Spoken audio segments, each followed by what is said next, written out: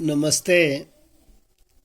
कक्षा 7 हिंदी व्याकरण, page number 208, appendix 2, परिशिष्ट 2।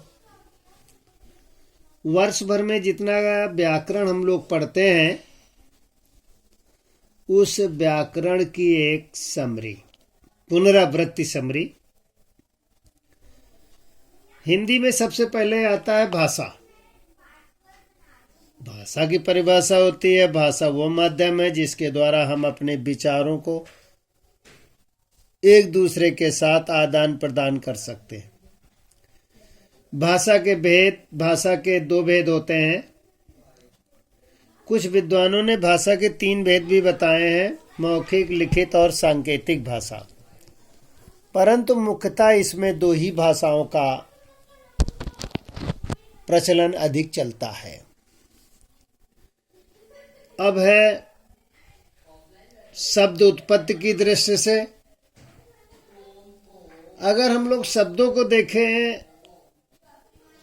तो शब्दों की 4 दृष्टियां हैं। पहला है उत्पत्ति की दृष्टि, दूसरा है रचना की दृष्टि, तीसरा है अर्थ की दृष्टि, चौथा है प्रयोग की दृष्टि से। अब उनमें से पहला हिस्सा पढ़ते हैं। शब्द उत्पत्ति की दृष्टि से इसमें 4 हिस्से हैं। पहला है तत्सम, दूसरा है तादभव, तीसरा है देशज और चौथा है आगत। तत्सम और तद्भव इस प्रकार है। सूर्य का तद्भव सूरज होता है, दुग्ध का तद्भव दूध होता है, कर्ण का तद्भव कान होता है, दधि का तद्भव दही होता है। इनमें से देशज कुछ शब्द हैं जो इस प्रकार हैं: थैला, लाठी, डोरी, पगड़ी। और आगत हैं जो रेल, टाइम, आवाज और मेज।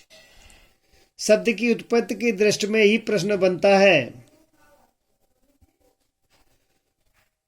दुग्ध, लाठी और टाइम में तत्सम शब्द पर निशान लगाइए। दूसरा प्रश्न बनता है थैला, तद्भव, देशज और रेल, इनमें से जो देशज है, थैला है, किस में जाता है उस पर निशान लगाइए। तीसरा है कान, डोरी, आवाज। इन तीनों में से आगत शब्द पर निशान लगाइए। चौथा है दही, पगड़ी और मेज। इनमें से तद्भव शब्द पर निशान लगाइए। ये तो प्रश्न उत्तर बन गए। अब अगला हिस्सा हम लोग पढ़ते हैं शब्द रचना की दृष्टि से। शब्द रचना की दृष्टि से 2 भेद होते हैं, मूल और व्युत्पन्न। अब उसमें से भी उपसर्गों से, प्रत्ययों से और समास से। उपसर्गों में दुर्बल है, बली है, बलाबल है, सबल है और बलवान। अभी जो हम लोगों ने पढ़ा है शब्द रचना की दृष्टि से, इसमें विद्यार्थी प्रश्न करेंगे जो इस प्रकार होंगे: दुर्बल शब्द, ये उपसर्ग हो सकता है कि प्रत्यय हो सकता है, समास, इस पे निशान लगाना। अगला है बलाबल शब्द में उपसर्ग, प्रत्यय और समास, इसमें से निशान लगाना है। बलाबल क्या है? तीसरा प्रश्न है बलवान।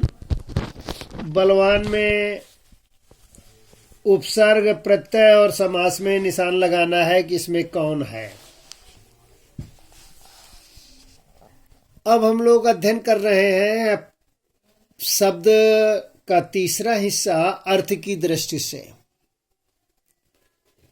अर्थ की दृष्टि से शब्द के निम्न भेद हैं। नंबर 1 पर्यायवाची, जिसे हम लोग समानार्थी कहते हैं। दूसरा है विपरीतार्थक, जिसे हम लोग विलोम शब्द कहते हैं। तीसरा है एकार्थी। चौथा है अनेकार्थक। 5वां है श्रुति भिन्नार्थक और छठवां है वाक्यांश के लिए एक शब्द। विद्यार्थी इन पर चर्चा करेंगे, दिए गए प्रश्नों के उत्तर भी लिखेंगे।